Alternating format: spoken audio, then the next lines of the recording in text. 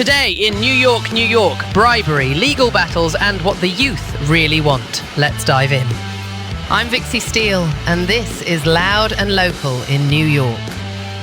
First up, something I'm already pissed off about. Bribery probe targets current and former NYPD leaders in the latest corruption crackdown. Federal agents rolled up with search warrants and hit the homes of current and former high-ranking NYPD brass as part of an ongoing bribery investigation. Listen, you don't get a federal search without a judge signing off and probable cause on paper. That's not a knock and wink. That's serious. Names floating in this storm. Former Chief of Department Jeffrey Madry, who quit in late 2024 after sexual misconduct allegations. Former Deputy Commissioner Tarek Shepard, who resigned in 2025 after a demotion. And James McCarthy, the now former Chief of Manhattan South, who was just replaced on Wednesday by Melissa Eager. And hovering over all this, in a separate but ugly orbit, is Frank Carone, the former Chief of Staff to former Mayor Eric Adams, who's been indicted in his own corruption case. Different case, same stink, I swear. Every time you think this city's learned its lesson, another envelope gets greasy.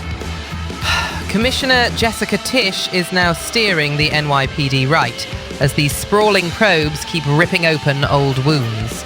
And let's not pretend this is some one-off. The department's got a history with corruption scandals that'd fill a bookshelf. And every few years we get another round of house cleaning like it's spring. To be fair, federal crackdowns matter. Cleaning rot at the top matters. But here's the kicker.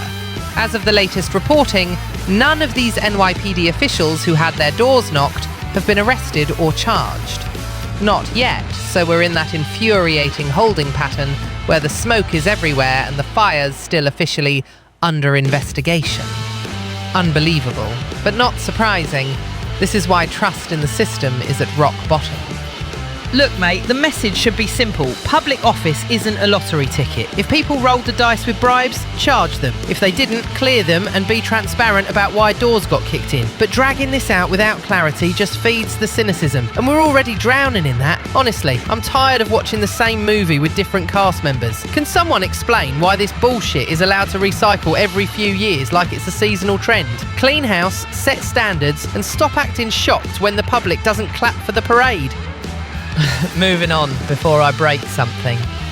Next up, New York defends transgender protections while the feds jump into the ring from the other corner. The New York State Department of Health says it's still enforcing rules that protect transgender residents in long-term care facilities. That means no discrimination based on gender identity or expression. Residents get to be addressed and treated as who they are. Meanwhile, the Dominican Sisters of Hawthorne, who run Rosary Hill Home in Westchester, sued earlier this year, saying the state's requirements clash with their religious beliefs. And on Thursday, the US Department of Justice, under the Trump administration, said it intends to intervene to back the sisters, citing religious freedom. Here's the real tension: religious liberty versus civil rights. Two values people swear they cherish until they butt heads. The sisters have an undeniably powerful history. They've given free palliative care to indigent cancer patients for over a century. Respect where it's due. But the law in New York isn't ambiguous. Facilities must protect residents from discrimination based on gender identity. That's the baseline. You can honor religious practice without trampling people's dignity. We do complex balancing all the time. That's society for you.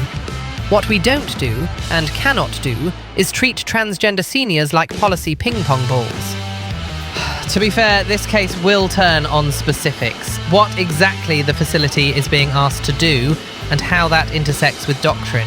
But the trend is obvious. The DOJ stepping in signals a bigger federal push to test the limits of state protections. And no, this shouldn't even be a fight in 2026. Let people live safely and be respected where they receive care. We've got bigger problems than policing pronouns in hospice. See, I don't hate everything, but I've had it with this fucking nonsense where compassion gets treated like a political concession. Do your jobs, protect people. All right, let's keep this train wreck rolling.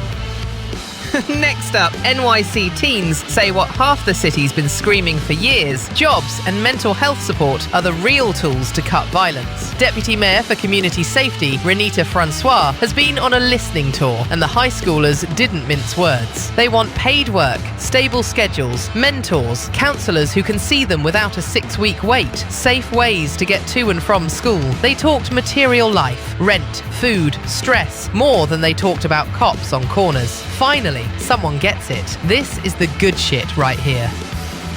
Let's ground it. The Office of Community Safety is trying to do public safety without reaching for handcuffs first. That matters. And context. New York's Raise the Age law, signed back in the day by Andrew Cuomo, ended the practice of automatically charging 16 and 17-year-olds as adults. Cops and some prosecutors have blasted that law, blaming it for more teen gun cases. But that's disputed.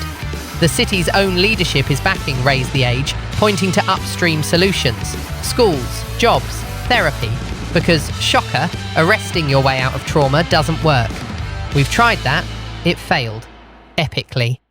I mean, look, you ask kids what would make them feel safer, and they're not asking for armoured patrols. They're asking for opportunity and a little peace of mind. You lower the temperature when a teen has money in their pocket from a legit job, a therapist who isn't booked till next semester, and a school that doesn't feel like a holding pen. That's not soft, that's smart. Hell yeah, now we're talking. If the city wants results, fund the internships, fund the apprenticeships, put clinicians in every school, and for once don't yank the budget when the headlines move on. I don't make the rules, but I do enforce them in my head. And the rule is simple. Stop cheaping out on the front end and acting shocked when the back end explodes. And yeah, to the folks clutching pearls that listening to teens means we're going easy on crime, spare me. Accountability and support can exist at the same time. They have to. What fresh disaster is this, where common sense gets treated like a radical idea? Give these young people the tools they're literally asking for and measure the damn outcomes. If it doesn't work, fine, pivot. But pretending that more metal detectors and more court dates are the only plan is just lazy, performative nonsense. Bloody hell, we deserve better strategies than vibes and press conferences.